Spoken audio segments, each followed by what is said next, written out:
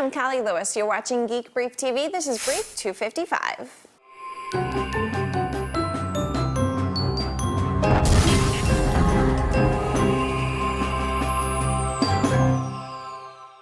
You know me, as much as possible, I'm all about the experiments.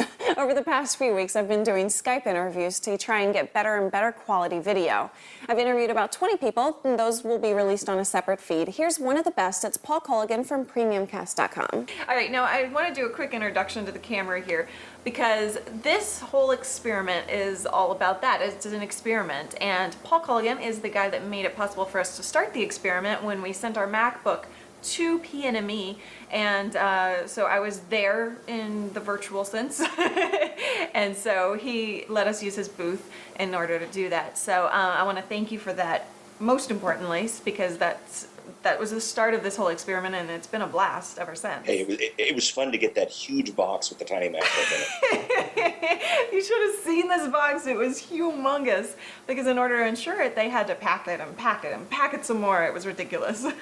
I think they own a little bit of peanut stock, a little bit of styrofoam stock, and that kind of stuff. Yeah. Definitely. They're all in this together.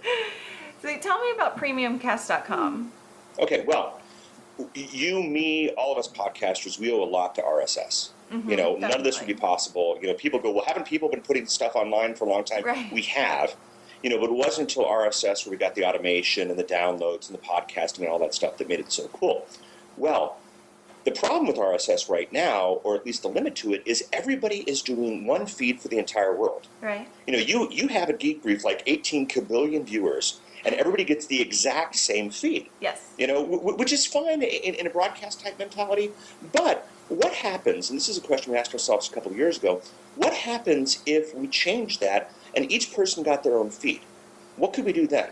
We could do a lot of things then. We could do a lot of really, really cool things, and that's what PremiumCast is all about. One of the things you can do is you can charge for it. I mean, because if each person has their own feed and customer number 7,248, stops paying, you could turn off that customer just like you can if you're the cable company. Okay. If you think about that, that's very cool. But even on top of that, we can do things like track. One big thing in podcasting. Okay. We'll track right now. We say something like, "I got 8,000 downloads last month." Right. Okay, that 8,000 downloads could mean a lot of things, because if you got 8,000 downloads this month and you got 8,000 downloads last month, that could mean that you have an audience who loves you and is staying with you. That can mean that you have an audience who hated you last month, but the podcast buzz brought you 8,000 new suckers this month. It's not about it. It can, because it can all be constantly turning over. Yeah, exactly. We don't know because everybody gets the exact same feed. Well, if we issue 8,000 individual feeds in January, and those 8,000 feeds never get touched in February, we know that people lost interest. Okay. And that's very, very viable information. I mean, right now, let's be honest, we're going to advertisers, we're going to marketers, we're saying our audience is there, they're sticking with us and all that stuff. We don't know that. We honestly don't know that. And so what you're talking about is both on the podcaster side as well as the audience side, is providing more of a personal experience? Yeah, absolutely. And simple things like now, well, like every once in a while you pop up, you talk about the GIA. Right. And people haven't known about, they didn't know about it. So somebody, you might talk about it on one episode. What does that mean? Right. It's like episodic television. You start 24 at episode 12 and you're completely and totally lost. Well, you could set this up so that maybe when somebody subscribes to the brief, they get a 3-part series at the beginning introducing them to the brief. Maybe the best of, that type of thing. Yeah. Dave Jackson over at the School of Podcasting, he's doing a 12-day audio podcast series on how to start a podcast. When you sign up, you get day 1 the day you signed up. Okay. You get day 2 the day after you signed up, and it says something witty like, yesterday you signed up. And he still recorded it once, but by giving the things sequentially and by knowing what each person has, it's an entirely different podcast experience. Right. Yeah, you can have some people... let's say let's say somebody's sick and tired of Callie talking about the iPhone. How could they? Absolutely. You can have a special feed that is with all the iPhone stuff taken out. Right. You could have a feed that's only the iPhone. If everybody gets their own feed, we could do some really, really interesting things. Okay, now you mentioned that. We spend a ton of time in conversion and post-production and everything. So when you're talking about, say, somebody gets a feed without the iPhone stuff, is that going to cause me a lot of more post-production work? Well, it would have to be separate files. Okay. It would have to be that. It would have to be that kind of thing. So you don't have some magical, like... Yeah, no. I wish I had that. Just making sure. And but if every once in a while you release a special iPhone episode, which I'd enjoy, and 1.2 billion people would enjoy, but the four whiners with their Nokias, they don't have a chance. They just say no, and then the stuff doesn't get delivered to them. Those special episodes. Okay. I have one guy who's using Premium Cast with his students, and whenever the student submits a question, he actually records an answer to the question and sends that to them via the podcast. So could you imagine getting a podcast that says, hey, Callie, great job on yesterday's show, blah, blah, blah, blah, blah. Right. And they talk, so individualized podcasting. This type of stuff could come. Okay. And it's just, it's really interesting, the opportunities in front of us now.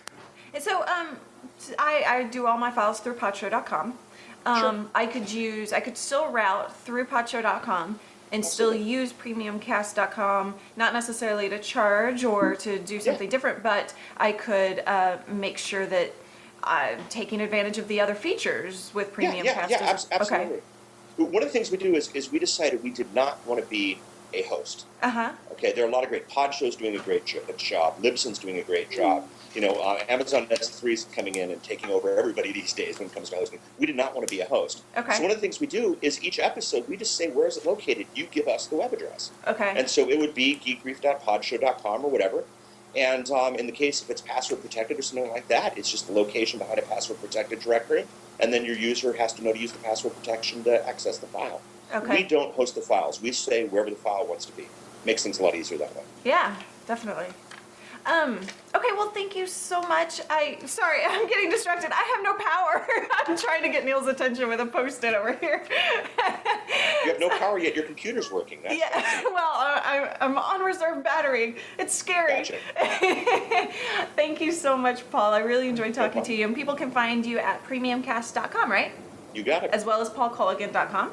Of course. Paul is one of the very few people who has already gotten his hands on a Zune 2. We had another conversation about that, but we're all under embargo until the release. It was a very cool conversation. It still is a very cool conversation. It's all about how Microsoft may be embracing podcasting more than Apple. Thank you guys for watching, and thank you guys for using my promo codes at GoDaddy.com. GB1, GB2, or GB3. I'm Callie Lewis.